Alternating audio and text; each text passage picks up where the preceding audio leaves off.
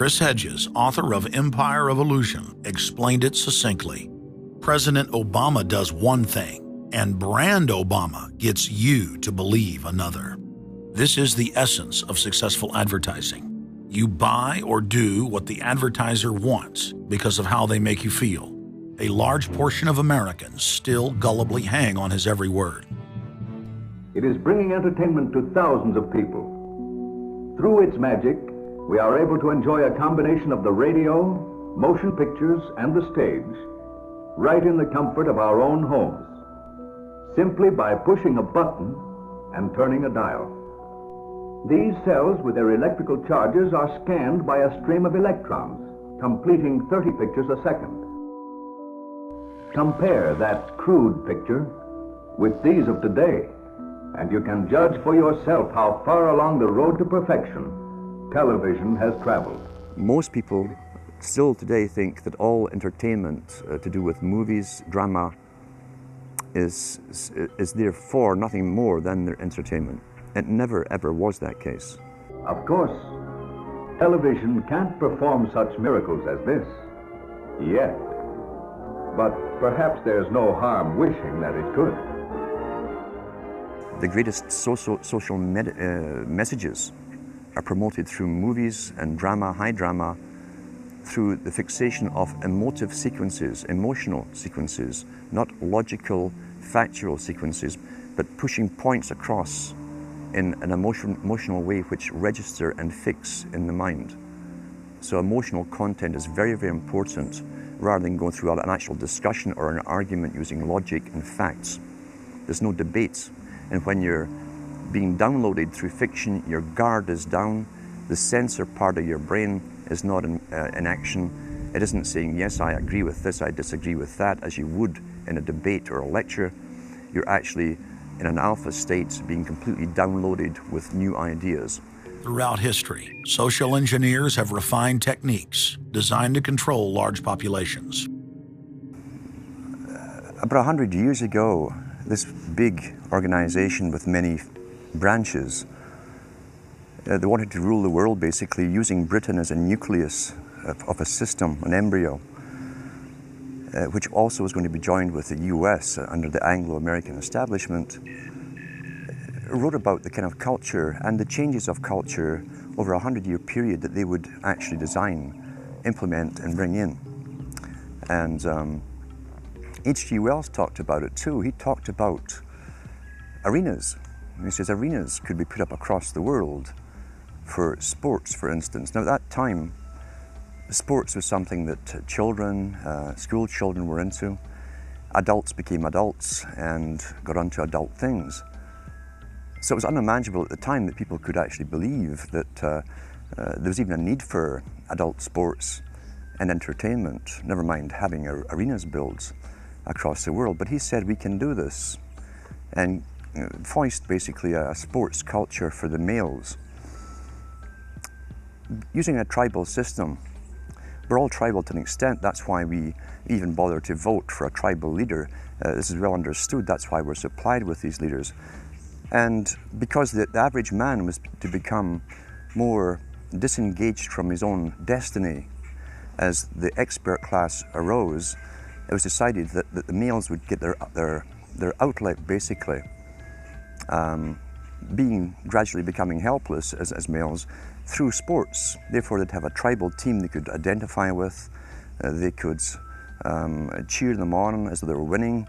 In their own personal lives, they were getting nowhere. They were getting disenfranchised in a sense as experts took over decision-making for them in all kinds of fields. So this was psychology at use, planned before they even implemented the sports. When radio came along, of course, they used that to the maximum.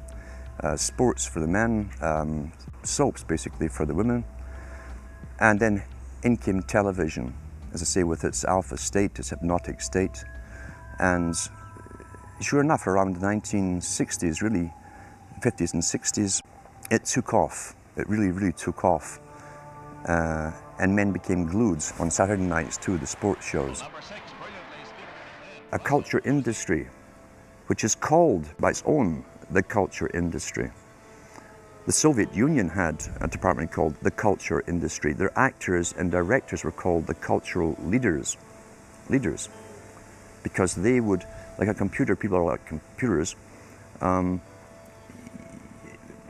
you have to do is keep giving them new updates every so often, and you can change an entire country or a nation or a block of nations who are all getting the same upgrades at the same time along certain paths. Today we call it political correctness. Most people want to belong to their peer group. They want to be the same as everyone else when it comes to opinions. In fact, they judge their own personal sanity by bouncing ideas off their neighbours and friends who will answer back and agree on these same topics in kind. It doesn't matter if the topics or what you're given are facts or utter nonsense, as long as everyone agrees at the same time. You'll say, well, I'm sane, and your friends will all agree because they've had the same information given to them. But they've been programmed, and I'm sad because I know that it's hard for people like that to take an interest, a serious interest in world affairs, to take a serious interest in what their elected officials are doing. And they're not going to be really inclined to study or discover the deception that's being used against them. And so I'm sad because I see all of that in a flash in my mind as being an indication of how easy it is for the masses to be manipulated. The scientific dictatorship understands what makes human beings tick. They understand our psychology. They've studied it, and they're using it against us. But the minute the public awakens to the fact that there is an agenda to manipulate them, and the second the public realizes that they are being conditioned and controlled, the establishment begins to lose that edge they've got over people. So all I ask viewers to do is to think for themselves and to study public relations, to study advertising, to study propaganda, and to realize how much of it is out there in their daily lives. And then make the decision for yourself. I just want people to think on their own and to not have their decisions and their thoughts and their ideas pre-packaged and basically downloaded into them. If it's on TV and a famous face says something, then it must be true. He doesn't have to show you facts or anything else. You've been brought up with these faces. That's why they keep these guys on television into their 70s and 80s. You've grown up with this father figure who's on television every night at 6 o'clock. In your house, in your room, staring right at you, and he's a father figure. Would he tell you a lie? So you naturally never suspect him. And this same man will lead you through new topics. He'll introduce experts on the topics. They'll have a little summary at the end of every talk, and you are now left with the conclusion that's presented to you. You don't arrive at it, it's given to you, and it's good enough for you. When I was growing up, people were talking on their front porches, neighbors were playing baseball, there were nightly barbecues. You don't see that anymore. We've lost our communities. You drive through neighborhoods, you see the blue glow of television sets. We're losing our humanity. So if you want to rebel against the globalists, the social engineers, start by turning the TV off a few hours a day and actually getting to know your neighbors, getting outside that comfort zone, expanding your horizons. By coming together as communities, by getting to know our neighbors, we defeat the social engineers. We're programmed today perfectly, just like machines.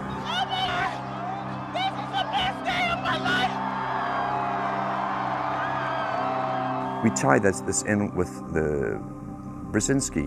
Brzezinski said in 2 Ages. Now this guy was way up with the NSA. He's a master geopolitician.